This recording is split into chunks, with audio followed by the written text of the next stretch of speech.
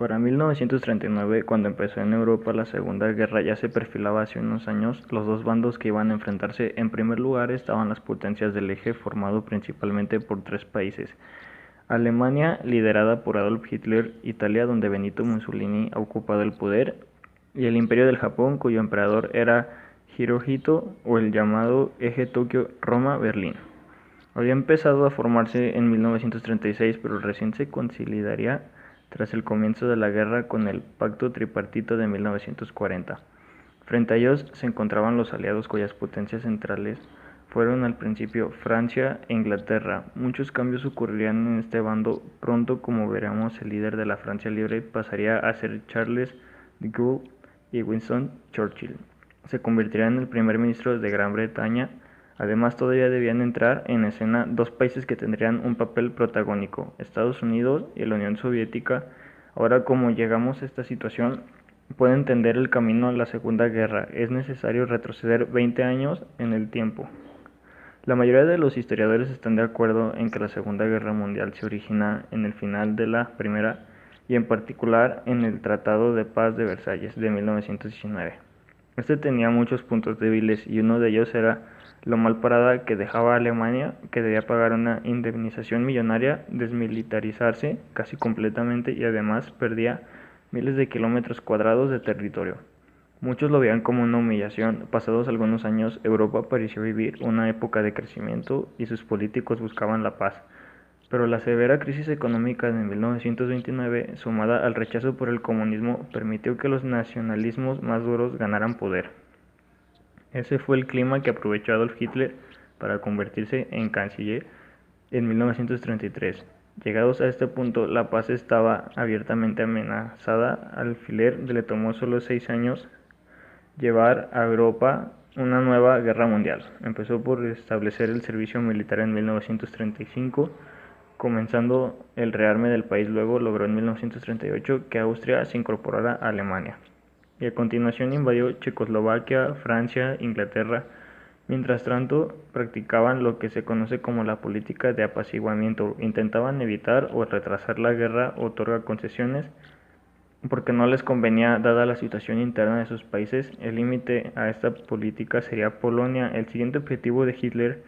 Pero antes de atacar a Alemania, firmó en agosto de 1939 el Pacto Molotov-Ribbentrop con la Unión Soviética de Stalin, un pacto de no agresión que en sus cláusulas secretas determinaba la división de Polonia. Hitler tenía ahora el camino despejado y se convirtió en el responsable directo de que estallara la guerra. El 1 de septiembre atacaron los alemanes, y el 17 los soviéticos. Inglaterra y Francia declararon la guerra, pero para fin de mes los polacos habían sido derrotados. Hitler había empezado en Europa la Segunda Guerra Mundial, mientras que en Asia, Japón y China ya había comenzado 2 años antes a la caída de Polonia.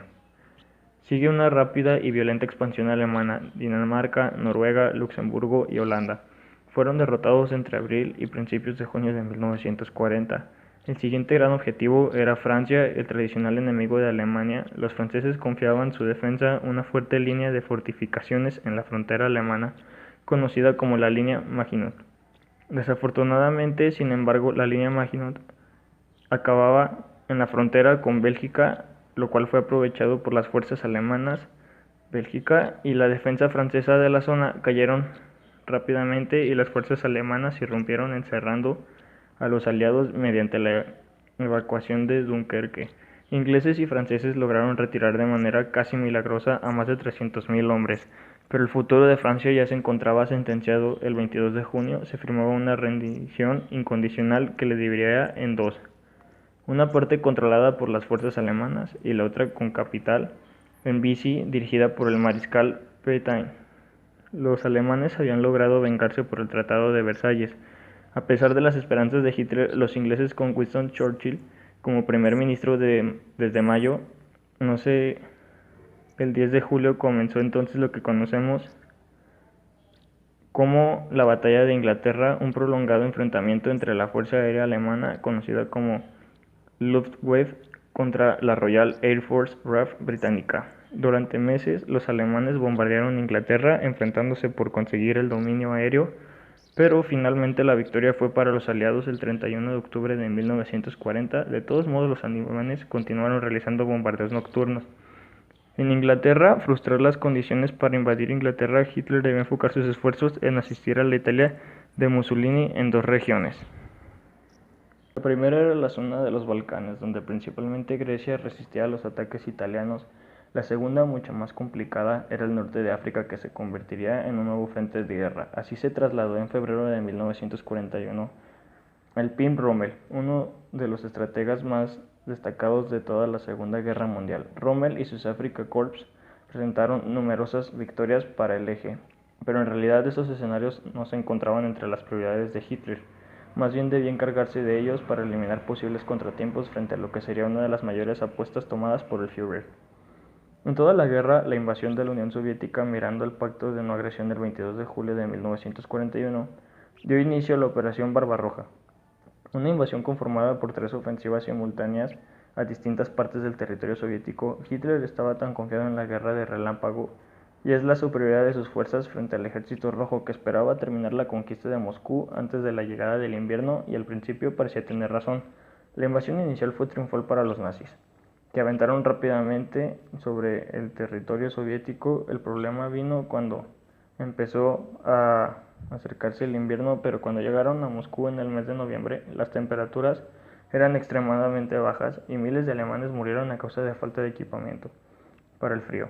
Y la contraofensiva rusa, que aprovechó el momento para salvar la capital del foco de Hitler, pasó entonces a la región del Cáucaso y sus recursos petrolíferos. Mientras ocurría todo esto en el este de Europa, la situación en el Pacífico también estaba a punto de cambiar. El 7 de diciembre de 1941, el Imperio de Japón lanzaba un ataque sorpresa contra la base naval de Pearl Harbor, la más importante que Estados Unidos tenía en el Pacífico. El resultado fue una importante pérdida de hombres, aviones y barcos de guerra, y se convirtió en la causa directa de entrada de Estados Unidos en la guerra. En pocos meses de diferencia, había conseguido 2 nuevos enemigos, Estados Unidos y la Unión Soviética. Se sumaba en el bando aliado. A principio, Japón tomó la delantera del Pacífico, ocupando kilómetros de costa e islas del Pacífico. En los primeros meses de 1942, sin embargo, eran conscientes de que no podían ganar una guerra de desgaste contra Estados Unidos, por lo que buscaron resolver el conflicto en una batalla decisiva, la batalla de Midway. Los norteamericanos vencieron y a partir de entonces comenzaron a hacer frente a los japoneses. Y aquí está, pero los territorios que habían ocupado en paralelo, las cosas no marchaban mejor para Chrysler. En Europa, ya que su campaña por el Cáucaso, la llamada Operación Azul, lo llevaría a la batalla de Stalingrado, uno de los momentos bisagra de la guerra del orden soviética. Era clara: defender la ciudad o morir. En el intento, los enfrentamientos comenzaron el 23 de agosto de 1942 y se prolongaron hasta el 2 de febrero de 1943.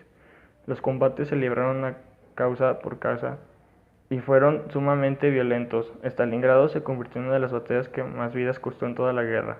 Para ambos bandos, los soviéticos terminaron saliendo victoriosos, y meses más tarde vendría de la batalla de Kursk, el 5 de julio de 1943, donde los tanques soviéticos derrotaron a los temibles Panzers alemanes.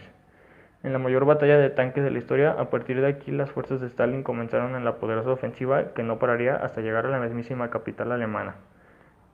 El retroceso en el este se sumarían los problemas en Italia, donde las fuerzas aliadas desembarcaban en Sicilia tan solo algunos días después de que los rusos vencieron en curso. Como consecuencia de esto, Mussolini fue brevemente depuesto y detenido por los italianos, que temían rendirse. Sin embargo, los alemanes lo liberaron y lo nombraron el líder de la Red Pública Social Italiana, dividiendo el país en 2 fuerzas. Las aliadas, que avanzaban desde el sur, liberaron finalmente Roma el 4 de junio de 1944. Mussolini se refugió en el norte, pero sería fusilado por partisanos el año siguiente, el 28 de abril de 1945, pero la atención de Hitler debía traspuesta en el frente occidental el 6 de junio de 1944. 2 días después de la caída de Roma, cientos de miles de soldados aliados desembarcaron en las playas de Normandía. Como parte de la Operación Overlord, fue necesario violentos combates, principalmente en la playa denominada Omaha, pero los aliados lograron finalmente poner pie en Europa occidental. El éxito de la invasión de Normandía, que llevaba años en planeamiento, fue determinante para el resultado de la guerra. En poco más de un mes y medio, las fuerzas aliadas lograron tomar la ciudad de París para finales de 1944.